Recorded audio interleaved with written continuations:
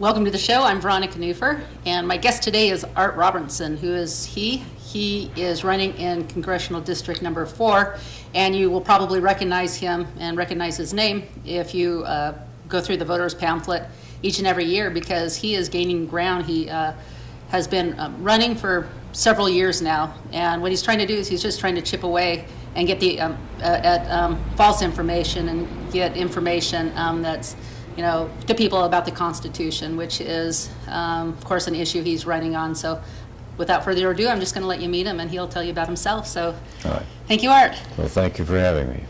So I really appreciate you. You are running, and where some people try to compromise and try to see how many points they can get from compromising, you're staying solid, and you're just out there shaking hands and trying to let people know what our Constitution says and what it means and how that brings freedom.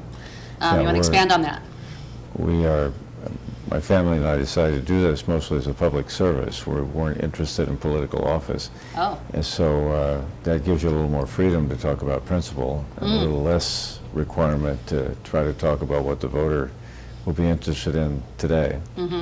We are, of course, tremendously blessed to live in the constitutional republic. It's the greatest experiment in human government in the history of man, based on the Judeo-Christian religion and the principles of our founders, and built the greatest nation on earth.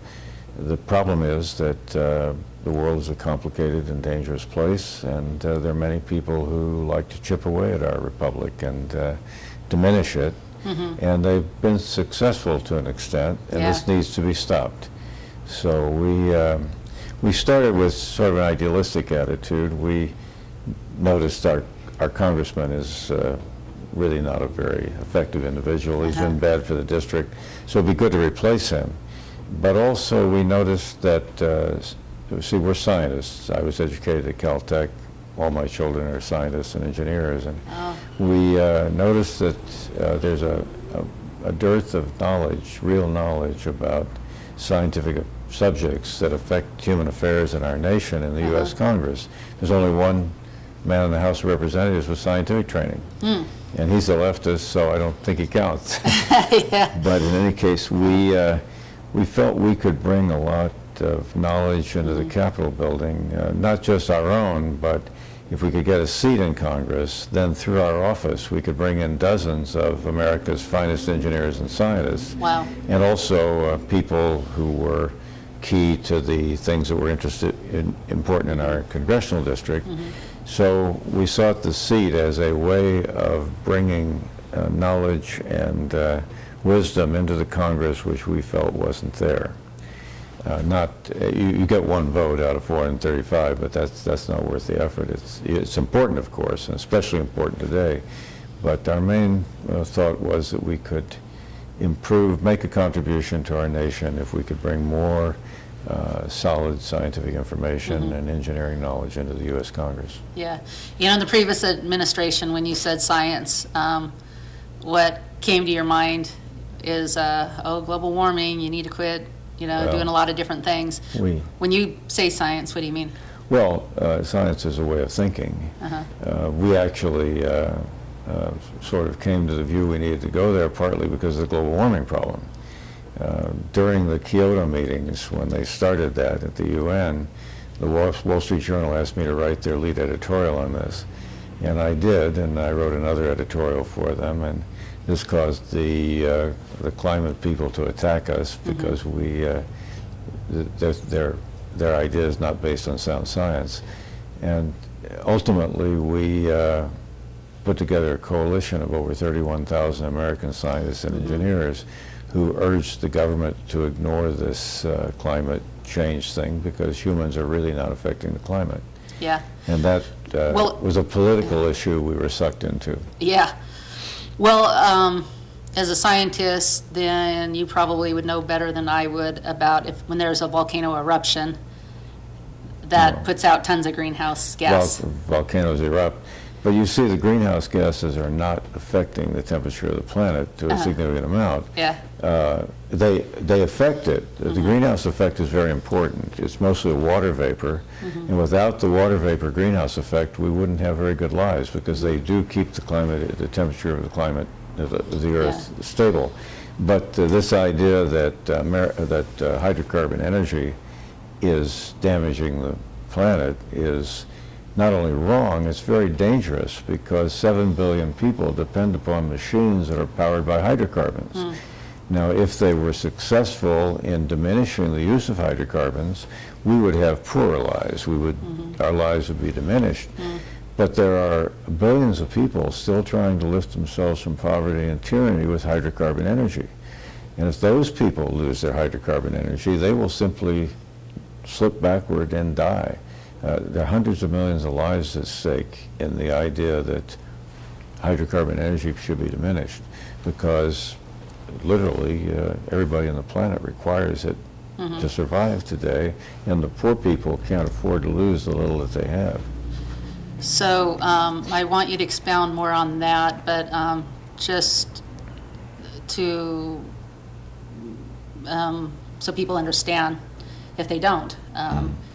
We're talking Agenda 21, and now we're talking Agenda 30, and what that is that is a, not a plan, it's a conspiracy on their end to, they're conspiring against mankind to steal their money. And if they can convince people, and I went to their website, I haven't seen their website in several years, I tried to, and they came up with something, I guess, a little more clever, or maybe they just changed it to Agenda 30 and kind of redid it. But the idea is if they can get people to believe that they need help, then we have to pay them for that help.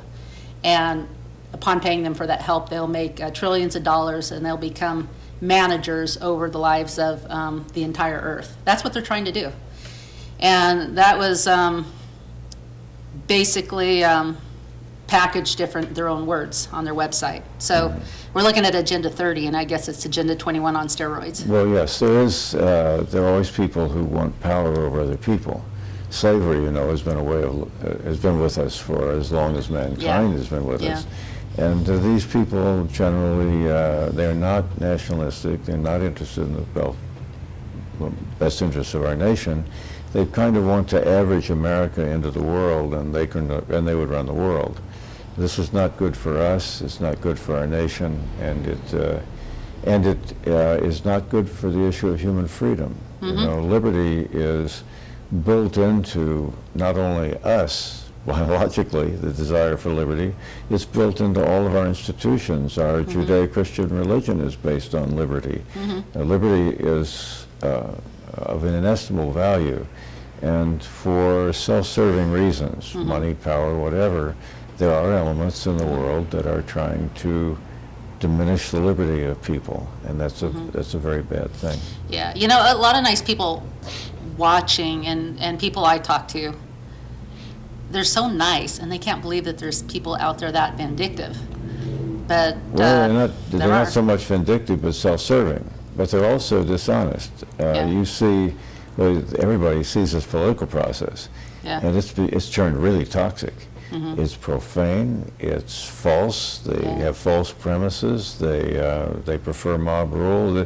We have incredible assault on our freedoms today. We're fortunate. We've managed to elect a president who's pushing back.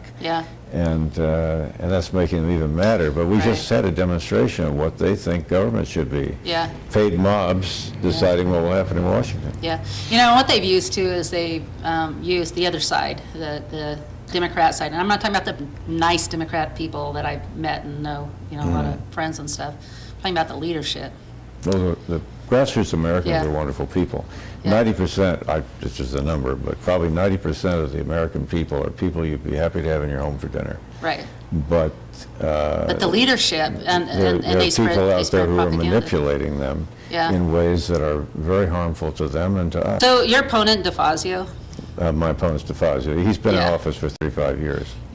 So when it came to, let's say, this Kavanaugh issue, we're in a system, we're innocent until proven guilty. And what they were trying to do is get somebody from their team, which this woman who falsely accused him, and I say falsely accused him because she donated to the Clinton campaign, I think 6 times or something, and her family works for the CIA. I mean, she's an insider, no doubt. Well, she made a claim with no evidence. With no evidence, and all yeah. of the witnesses that she claimed saw these events said they didn't happen. Yeah. So this claim was just not viable, and it was dropped at the last moment in an effort to combine that with a mob of howling people and somehow affect the Supreme Court. Very bad thing. We don't have to demonize her. We have to say this lady stepped forward with a claim that she could not only couldn't prove, but all the witnesses said didn't happen. Yeah. Well, you don't have to demonize her, and that's fine. The thing is as a woman, you know, there's people out there that are real victims, and as a woman, I find her what I believe is a false accusation, and there's more. There's more. It's very harmful to women. It's very harmful for women because there's women out there that they've been through torment, and their story is true, and this brings it down to a level that you know, makes true stories maybe less effective. This business where you can just accuse somebody and that is more harmful to women's rights than anything else I can imagine. Yeah. Because it wipes out the whole basis of interpersonal relations. It's no basis in law. You couldn't do anything worse to American women than to let this kind of thing happen. Yep, that's exactly right. So sad. So what was DeFazio's response? Did you... Well, DeFazio in the House just votes a straight party line. But this was in the Senate, the Kavanaugh thing, so the House of Representatives was pretty quiet. But DeFazio votes a straight party line, and he continuously votes against the Constitution, against the best interests of the people in his district. He's a typical career politician. He votes for him. It's all about him. And he's been very harmful to District 4 in this regard. What I've noticed is people who are corrupt, they go into politics making this much money. Maybe they're you know, upper middle class, or maybe they're even fairly wealthy. But then they're in there for a while and they're extremely wealthy. And that should raise a red flag. He's become very wealthy. Has he become very wealthy? Yeah, he has 4 houses in 2 countries and this kind of stuff. Did he go into politics with 4 houses? Well, the fact is that he's never done anything productive in his life. He's been a politician for 40 years. And the founders, when they created the House of Representatives, intended it to be a place where people from the communities, as a public service, serve for 2 or 3 years to be kind of caretakers of the Constitution. The average congressman 100 years ago served 3 years. And the idea was, you know, some respected member of the community would, they'd say it's your turn, and he'd go up there for a couple of years, and somebody else would. It's a pretty simple job. They didn't have much to do because all they had to do was follow the Constitution. And the Constitution, since it's primarily a document to protect our freedom, doesn't empower the government to do very much. So, and it worked well until gradually people got in and they saw it as a career. Once the politician sees it as a career, he votes for himself instead of the people, and then you have these problems. Well, what I see, you know, if you stick with limited government, then it corrects that problem. But when a politician has these special interests, and hey, we need to raise taxes so we can take care of. Let's just throw out abortion. Well, this man is. And then abortion pays them back. Yeah, that's right. He votes purely for the special interests, and they help keep him in office. Well, it somehow gives him money. Somehow it increases his. They give him a lot of campaign money, and then money flows in various ways. There are lots of opportunities, but.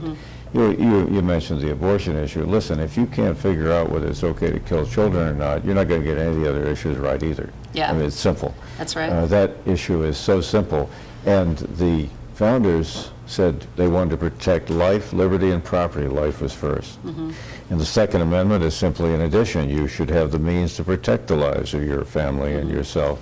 The entire document, the entire activities of our founders, there were a list of freedoms and things which they wanted to protect, and the right to life was second nature to them all. They would be astounded today that this matter is debated, and that they, even as a debate of whether the government should kill children. This is insanity. It is. And so if you see a politician that can't get that right, you don't have to ask about the rest. It's not that it's just that if you can't get that right, you're going to find he's wrong on all the issues. Right, yeah. You know, I became a staunch conservative after being a, you know, I guess kind of liberal. I didn't know what I was. Yeah. I was in college, and I wasn't for abortion whatsoever, but I didn't really know that it was my choice to make anyway. And then something came, partial birth abortion came. Yeah. And when I saw that, I'm like, at first I thought the people were lying to me that said what the procedure was. I thought, what a sick lie. You're killing And then- children while they're being born. I mean, it's insanity. Well, and they- viciously. Yeah, viciously. How they're doing it is vicious, but the fact they're doing it is unthinkable. Right. I Well, and spent what I my- found is that nobody in the Democratic Party would stand up for them, and very few people in the media stood up for them. Yeah. And it made me sick, and I'm like, can't you even stand up? Is this that unobvious? It's simply murder. Yeah. I'm a scientist. I've spent Yeah. my whole life in various aspects of science that have it as goal improving the quality, quantity, and length of human life. Human life is this wonderful gift that each of us is privileged to have, and the idea that you would just take that gift away from other human beings is just an unthinkable premise. Right, amen, yeah. And I always do like to say every time I talk about this, because I know there's lots of people who went into Planned Parenthood and afraid, and either they are coerced or they feel really bad about this now, and God forgives, and forgive yourself, and God forgives you if you ask Him. And so I want you to know that, because there's been 65 million or so plus abortions, and there's a lot of hurting women out there that wish they didn't, and What has fathers, happened in the fathers past too. has harmed a lot of women and, Yeah. of course, a lot of children. Yeah. But that's not the point. What the Yeah. point is, what happens in the future. Exactly. This must stop. That's right. It must stop. That's right. That's right. It's going to help everybody. So there's so many things we can talk about, and you have a few minutes, so I want to make sure you. Perhaps you should tell me what you most would prefer that I talk about. Well, you want to talk more about energy? That seems to be your specialty. I'd be happy to. Okay. Of course, energy is the currency of technology. Without energy, you have no technology, and you'd be dead, most people. And energy can be supplied by hydroelectric power, wind, solar, and so on. But you have to keep up with the technology. And here's a great concern I have. For the last, nuclear energy began in the United States, and we had a monopoly on that knowledge, and we're developed. But 30 years ago, the politicians basically turned off our nuclear energy development, and no more nuclear power plants were built. It was expected that by the year 2000, we would have 100 nuclear power stations in our country, built by private enterprise. This is the energy equivalent of having 40 Hoover dams in every state. The power would cost about 2 cents a kilowatt hour instead of the 10 to 15 we pay. And a tremendous technological revolution would be based on that. What we have today, the Chinese are building 50 nuclear power plants and planning many more. And we are not building any. And the consequence of this 20 years from now will be that their power is 2 cents a kilowatt hour, and ours probably 20. And that means all heavy industry will be abroad. We won't have any. Because we can't afford to make. Well, energy Industry. is the primary expense and input Yeah. into heavy industry. Yeah. And if their energy is costs a fifth to a tenth of what ours does, They'll make all that's the in it. cars, they'll make all the tools, they'll make everything. And steel. And- yeah, and Now, the we'll- president is trying to reverse that. He wants to restart nuclear power, but the stuff that's been thrown at him in Washington has delayed him so far.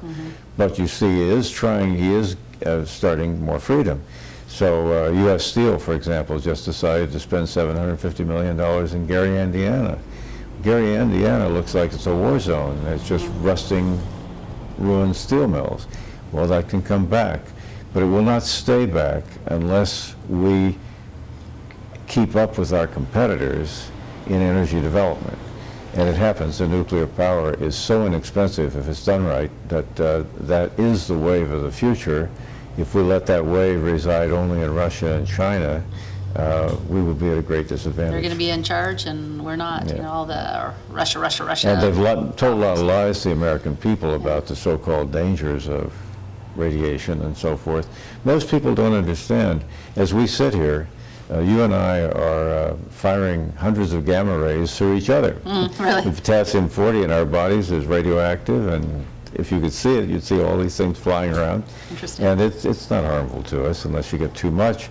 And but if you go out and say you're going to kill your nuclear power industry, you've done a lot of damage to the country, and so far that's what's happening. Yeah, okay. So I'm concerned about that. Yeah, okay. So these nuclear power plants are safe? Well, we have about 100, and we've never lost a life due to nuclear energy generation. Somebody may have fallen off a ladder at one, but none with the technology.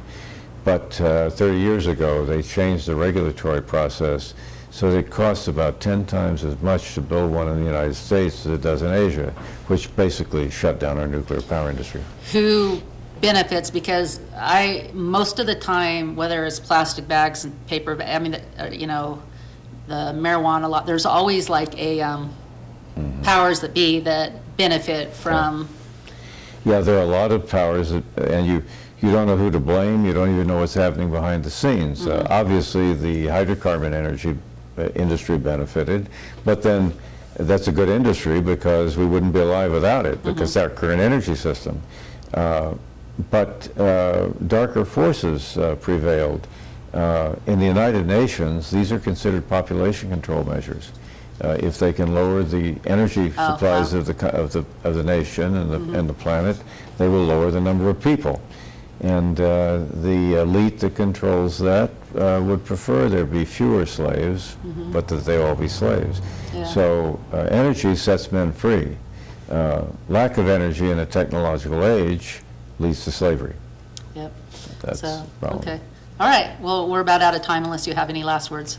Well, thank you for having me, and Yeah. I hope we can beat this guy this time. We're trying our best. All right. Well, keep on pushing ahead.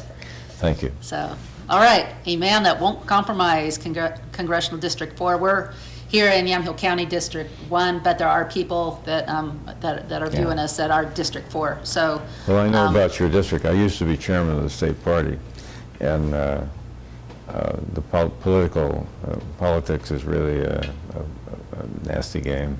how they district things and stuff. Okay. So anyway, yeah, he just keeps chipping away. So if you're in District 4, vote for him. If you're not, you know, maybe go to his Facebook page and shoot messages to people who are in his district. So, because he's going to keep chipping away at this, hopefully, until his message gets around to so many people and they like his message. Because you know what the truth is Democrat or not, even in a Democratic district, great people, even Democrats, they don't like lies, they don't like corruption. And we do see that in politics, and especially in a Democratic stronghold, they can lie, cheat, and steal, and the media is not going to call them on it because it's a Democratic stronghold. So we need to break this metrics and get our freedom back in all these places. Well, I don't think the American people, Democrats or Republicans, like what's been going on Amen. in the last 2 years, and I think the president is going to do very well in this election Yep. because Democrats and Republicans alike, most Americans are very decent, fine people, and they don't like what the mob's been throwing at Yeah, them. get educated, and there's going to be there'll be a lot of changes in our nation. Thanks for tuning in. Have a good week. Bye-bye.